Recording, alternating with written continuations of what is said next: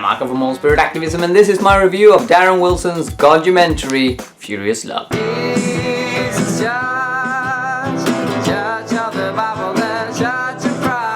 the film starts in a pretty dramatic way, namely you get to see exorcisms, deliverances at a big campaign meeting in Tanzania. That sort of sets the tone for the movie, but not completely, because this is not a film just about what demons do and what the devil is up to. It's more a film about how love can conquer these demonic forces. There's an interview with an ex-Satanist who have experienced some extremely creepy stuff when it comes to supernatural manifestations from the dark side.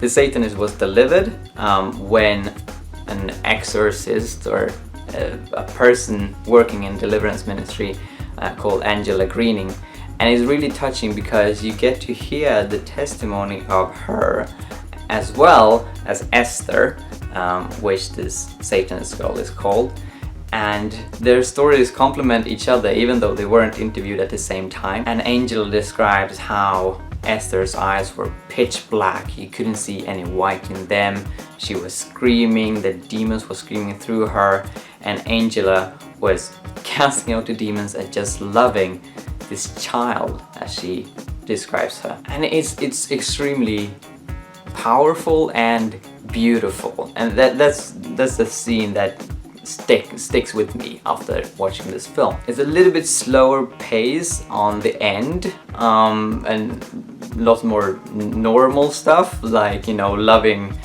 drug addicts and prostitutes, which is quite similar to Finger of God, because that film started off with this extremely weird and unusual miracles, and then towards the end it was more normal, so to speak. And it's very clear that this is a sequel. It's stated in the beginning, people that have been in the Finger of God movie come back again, and then there's this, hey, you remember this from my previous movie? And I can understand that, because of course Darren wants us to watch the Finger of God movie as well. Still, this movie works as it is. You don't have to have watched the Finger of God movie beforehand to understand it.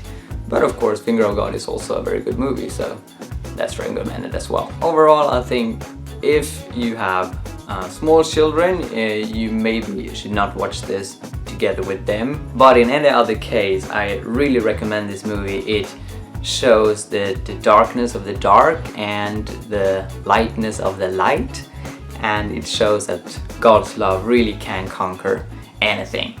It got 5 crosses out of 5. Thank you for watching. God bless you.